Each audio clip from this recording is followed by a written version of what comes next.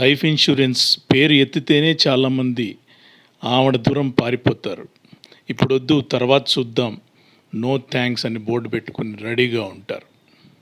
కానీ ఏ వ్యక్తి అయినా తనపై ఆధారపడిన కుటుంబ సభ్యులు ఉంటే మాత్రం ఖచ్చితంగా జీవిత బీమాని కలిగి ఉండాలి. సరైన బ్యాంక్ బ్యాలెన్స్ లేకుండా, సరిపడా జీవిత బీమా లేకుండా ఎవరైనా వ్యక్తి చనిపోయి పైలోకాలకు వెళ్ళిపోయాడు అనుకోండి, అతను మళ్ళీ కిందికి తిరిగి వచ్చి చూస్తే కానీ తెలీదు కుటుంబంలో ఎంత సంక్షోభం సృష్టించి వెళ్ళిపోయాడో. కుటుంబాన్ని నడపడానికి భార్య మళ్ళీ ఉద్యోగం చేయవలసి వస్తుంది. పిల్లల స్కూల్ ఫీజులు కట్టలేక వాళ్ళని వేరే చిన్న చిన్న స్కూళ్ళల్లో వేయవలసి వస్తుంది. పాష్ లొకాలిటీలోని ఇల్లు ఖాళీ చేసి ఏదో చిన్న ఇంటికి మారాల్సి ఉంటుంది. కారులో తిరిగే కుటుంబ సభ్యులు బస్సులలో తిరగాల్సి వస్తుంది. మొత్తం జీవితం అంతా అల్లకల్లోలమైపోతుంది. లైఫ్ స్టైల్ అంతా చేంజ్ అయిపోతుంది. అదే లైఫ్ ఇన్సూరెన్స్ గనక సరైన మొత్తంలో తీసుకొని ఉంటే గనక భార్య ఉద్యోగం చేయక్కర్లేదు, ఇల్లు మారనవసరం లేదు, పిల్లల స్కూల్ మార్చనక్కర్లేదు. కుటుంబ యజమాని జీవించి ఉన్నప్పుడు ఏ విధంగానైతే సౌకర్యవంతంగా జీవించారో అదే విధంగా జీవితాన్ని గడపవచ్చు. అందుకే సంపాదించే కుటుంబ పెద్దను కోల్పోయిన వ్యక్తులకు మాత్రమే జీవిత బీమా యొక్క విలువ ఎక్కువగా అర్థమవుతుంది. జీవిత బీమా కలిగి ఉండే వ్యక్తి తనకు జరగరానిది ఏదైనా జరిగితే ఎలా అనే ఆలోచన లేకుండా ప్రశాంతంగా, ధీమాగా తను చేస్తున్న పని మీద దృష్టి పెట్టి హ్యాపీగా పని చేసుకోవచ్చు. జీవిత బీమా అంటేనే భార్యాపిల్లలపైన ఉండే ప్రేమానురాగాలకు చిహ్నం.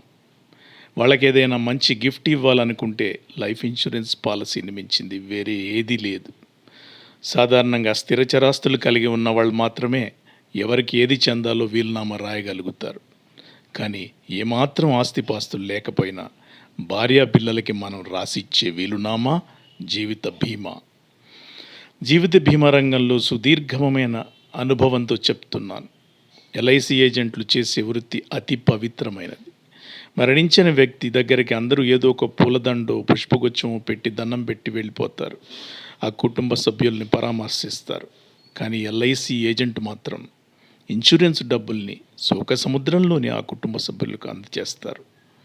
నామినీకి డెత్ క్లెయిమ్ అమౌంట్ ఇచ్చేటప్పుడు ఇప్పుడు వచ్చే మొత్తం మీ అవసరాలకు సరిపోతుందా అని నేను జనరల్గా అడుగుతూ ఉంటాను.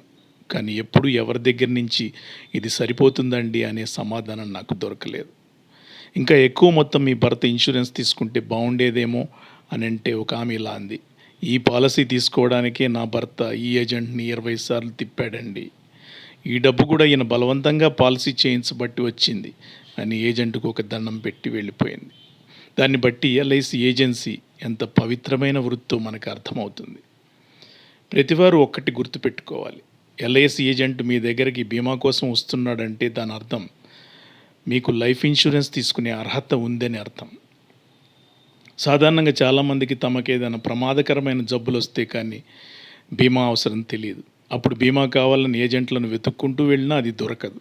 అందుకే లైఫ్ ఇన్సూరెన్స్ 5 సంవత్సరాల ముందు తీసుకున్నా పర్వాలేదు, కానీ 5 నిమిషాలు ఆలస్యం అయితే మాత్రం చాలా నష్టం జరుగుతుంది. వ్యక్తి చనిపోయాక సంపాదన ఆగుతుంది, కానీ కుటుంబం చేసే ఖర్చులు ఆగుతాయా? అందుకే మన ఆదాయంలో కనీసం 10% మొత్తాన్ని లైఫ్ ఇన్సూరెన్స్ ప్రీమియం కోసం కేటాయించాలి. లాంగ్ టర్మ్ పాలసీ తీసుకోవాలి. అప్పుడు అది 2 రకాల రిస్కుల్ని కవర్ చేస్తుంది. జీవితంలో 2 రిస్కులు ఉంటాయి.